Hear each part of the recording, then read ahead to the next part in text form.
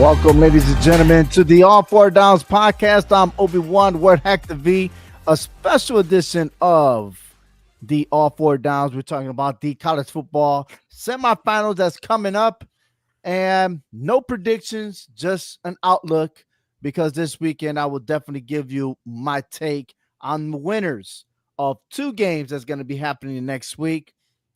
But before we get started, my condolences to all the family, friends, and everyone involved in that terrorist attack. Um, I hate this, man. Like, this is so uncalled for. What happened there in Louisiana, postponing the Sugar Bowl. But besides that, I hope that my condolences, and hope that everyone that's injured have a safe, speedy recovery and all the above and stuff like that. But when the tragedy hits, we just can't stop. We just got to keep going, and Hector, you and I, we've been involved with many stuff going like that, especially in 9/11. And, it's just an eye opener that the threat is always real, right? Oh yeah, for real. We try to enjoy life, and sports bring that entertainment for a lot of us. And when something like this happens, it always seems to try to derail us. But as a nation, we're always standing strong, and sports always seems to bring it back to us. It brings back that unity. You know what I'm saying? And Yeah, well, I tell you what, man, it brought me back pain, because that's what I went through today. I yeah, couldn't, like, well, we'll cover everything what I saw today with Notre Dame versus Georgia. But the props to you. You're a big Notre Dame fan, and they looking solid, and we'll yeah. cover that shortly. So let's go ahead and tune in here to the recap of all four games that happened in the quarterfinals. First, Penn State versus Boise State. Um, Listen, what can I say about Boise State? Really didn't show up. All right, and yeah, Boise State is in the Midwestern Conference, right? hmm And this just shows me that they didn't belong in the playoffs. And that's something that a lot of people were talking about. How would you award them for a bye week? Was either that or ACC. It could have been Clemson, but even that, maybe I don't know. I don't know what's the fix when it comes to the college football playoffs. I'm liking that the top four conferences will clinch their way and have a bye week, because you want the conference champion to have, let's say, you want to have more meaning. Right. So whoever's competing, well, for a fact you're going to the playoffs if you automatically win. And that's good. That is awesome, right? Yeah. But when you have like a Midwest that's not a powerhouse conference, then they don't really belong there. And I think if Clemson was in that position, they probably would have gave a better game against Penn State. It's possible. I mean, but I just see it like it seems like it stems back to so many years back when Boise State upset Oklahoma in the Fiesta Bowl. Now Right, they look at Boise State as one of those teams that could be contenders, right. and going into this game, they were 3-0 in Fiesta Bowl history. So, Yeah, but I but mean, you can't nowadays. You can't really, with all the transfer portal and Neil and everything else or Neil, excuse me, that the talent is spread across, and then you have to really look at the strength of schedule, mhm. right? And that's what I'm looking at. Boise State, their running back GT didn't show up. I mean, he played, Yeah, but he didn't get the numbers that he usually did. What he usually accomplishes against his conference. right, It's a different ball game when you're going against a powerhouse conference like Penn State. Penn State was ready, yeah, and he was fatiguing. He couldn't penetrate all the way through. Okay, he couldn't get that burst of run that he normally did, and that's why I tell you. And listen, I could go on and on and on about him bragging why he couldn't be the Heisman, but this is the reason why you're not a Heisman, because you haven't played nobody. You played Oregon one time. Congratulations. Look at Oregon now. All right, losing to Ohio State, and they got embarrassed.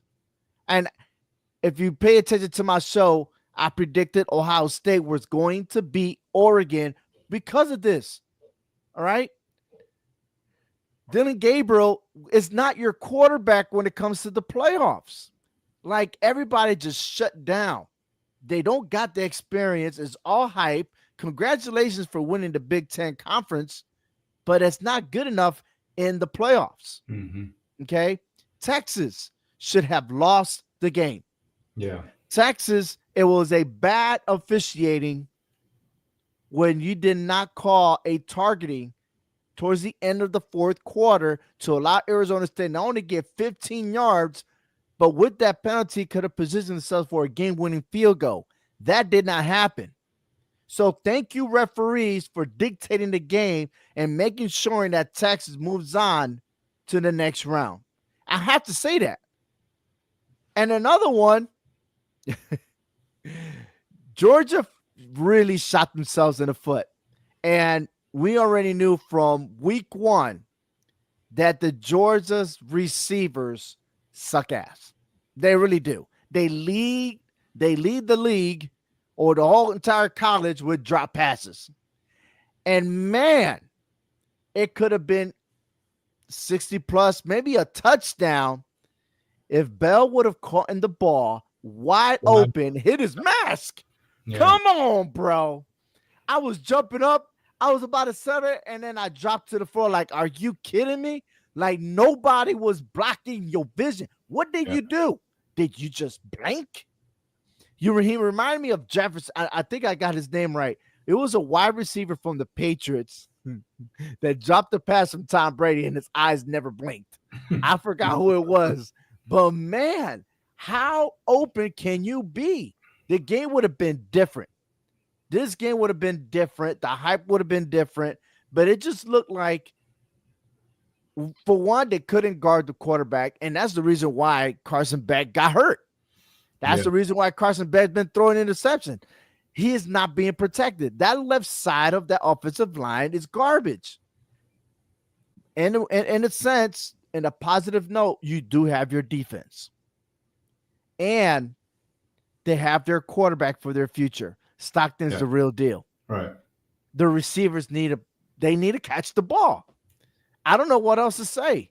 I don't know. Like, I'm not saying Georgia could have won this game, but damn, it should have been 6-3 at the half. Okay, it should have been, but yet, well, let's check out that quarterback's solid, but you can't protect them, and you turn over the ball, and the first drive. Why are you fumbling the ball? Like, again, it's just one of those things that I'm scratching my head. It's like, bro, you're supposed to be going to the NFL, and yet you're proving to me you're not good enough in the NFL. You're not. And really, out of all these teams right here, Ohio State, and I can't even give credit to Ohio State because they just had one good game, and that was the revenge against Oregon.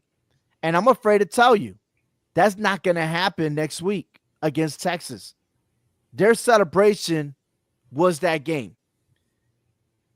And I hate unsportsmanlike. I really do. I hate when players start bragging to the media, or I was wishing a one-on-one because I knew I was going to win, or this and that. Dude, congratulations, but you didn't win the championship. Let alone, you didn't even reach to the Big Ten Conference Championship. Mm-hmm. Okay? So enough with the Ohio State, and they look legit because they already play Oregon. Just let it go. Let it go. Big difference, especially when you're going against Texas, but that's another thing. And recap, Penn State 31-14, Texas 39-31 in double overtime. Notre Dame beats Georgia 23-10. Ohio State went ahead and defeated Oregon 41-21, and that leads us to this bracket right here. Texas versus Ohio State. That's going to be a home field advantage for Texas. That game is in Texas. Yeah. Imagine that. Penn State versus Notre Dame. That game is going to be in Miami. Okay? And if there's anything right now, Notre Dame has a shorter day of preparing themselves for this game because of the delay. Penn State, on the other hand, has an extra day. Wow. Okay. But I'm liking, as of right now, I am liking Notre Dame in this game against Penn State. Penn State does not have an offense. They're getting by. They have a defense. And I will predict that this game should be a low scoring game. On the other side, Ohio State and Texas, we already seen that the second half Texas wasn't good enough, but Ohio State is a great team for the second half game. I'm curious to see how this will develop. But these are your final four teams. I'm liking the college football playoffs. I'm not complaining. I'm liking it. So, what's your take? You know, this is very interesting for the first year, first time, and not one of the top four teams has made it. All the bye teams lost. Yes, and Mhm. that's what just makes this whole tournament interesting. The only thing I'm going to disagree in with you is that I feel the Notre Dame Penn State game is going to be a high scoring game. Ohio State and Texas is going to take a step back, and it's going to be more of a defensive game between these two. Um, Look, I am a Notre Dame fan, okay, but just what scares me is that their defense is so good that if they turn up that offense on either of these three teams, it's going to be a very long tournament for these teams against Notre Dame. If they continue to dial up this defense the way they are, okay, and rush the quarterback. I mean, even at special teams, they rushed the kicker and got two penalties on him. You know what I'm saying? Back to back penalties. Okay, it could have gotten worse. You're right. Georgia could have gotten into this game to where it could have turned the tables, but Notre Dame seemed like their momentum just never stopped carrying So, them. I want to, and the reason why I say it might be a low scoring game, both teams got a hell of a defense, but their offense, Notre Dame did not score an offensive touchdown. And I think This, that's why. And well, I no, think I that take that back. They did take over at the very end of the first half. They did score a touchdown. I take it back. well, One yeah, touchdown. but I think But that's why it's going to turn around for this game. I think that the defense is going to both take a step back, and this is going to be a quarterback shootout. I don't I, like Penn State's quarterback. I think once you put the pressure in, like Notre Dame did to, and again, they have to. I think maybe Penn State has a better offensive line than Georgia. But if they don't protect that quarterback, it's done for Penn State. well, I hope Notre Dame can protect their quarterback because Riley Leonard, boy, he rushed for 80 Well, he yards. could run. I That boy know, can and run. And that's what he's I'm a afraid of. transfer from Duke. I know. That's what I'm afraid of. He can't be Mhm. doing that in this game against Penn State. He needs to try to get that ball to his receiver's hands. Sure, he can.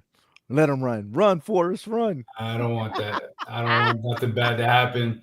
I would like to see him win this game against Penn State and move on to the national championship because this is the closest, I mean, since 1988, I've seen a Notre Dame team that is solid to where they can actually say, I can actually say that they could win this national championship.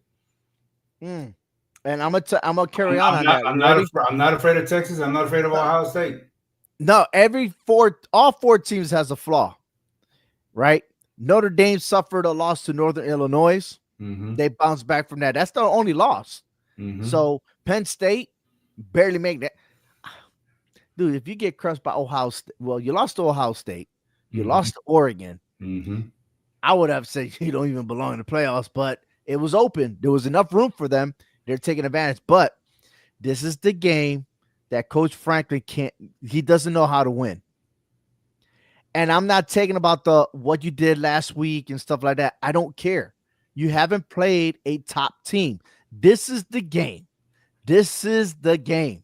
Top four teams right here. Can you get a victory? Something that they struggled. Penn State has struggled. Notre Dame's, and I'm not saying this is a cakewalk, but Right. this should not be an issue for Notre Dame to defeat Penn State. The issue will be once Notre Dame gets to the national championship because they are known to not produce. Yeah. And we've seen that in history time and Mm-hmm. time and time again, right? On the other side, Ohio State. What version are we going to get? What it again? Once the Ohio State is high, like they did to Indiana. Then they play Michigan, and boom, Oh my see God. ya. Yeah. Right? Texas has one of the best defense in the country. They won't do that. They won't. They won't do this. What they did to Oregon. Oregon just flat out fell on their faces. See ya. Had Texas played that game yesterday against either Ohio State or Notre Dame yesterday, and not Arizona State, they wouldn't have came back and won that game. They wouldn't have. Yeah. They let the Sun Devils come back in that game. They choked their way in the second half. Dude. To score 2 touchdowns and get 2-point conversions in each one. Right. And then listen, Texas should not be there. I know. That targeting was not called. Now, I want to know if, well, you know what the rule says, if you lead with the helmet, it doesn't say about anything else. That guy never went for the ball. The defender never went for the ball. He went for the tackle. Yes. Okay. But the ball was deflected. Mm-hmm. Could that change the call? I need to know. I need to educate. And I'm still waiting to see what the referee's call was. Why did they not say targeting? Where everybody else, even professionals, even those not even playing the game, said that's targeting. Yeah. But last week, Arizona State had one against them. He had to miss the first half of the game. How do you not call? You lead with the helmet first. That's targeting. That's automatic. But hey, they're in there. They needed Texas to be in there. So it is what it is. But hey, that's a wrap for the All Four Downs college football. We're going to come back to the same channel as we regroup within 2 minutes to cover our predictions for week 18 of the NFL. So thank you for watching. Take care, everyone. See you soon.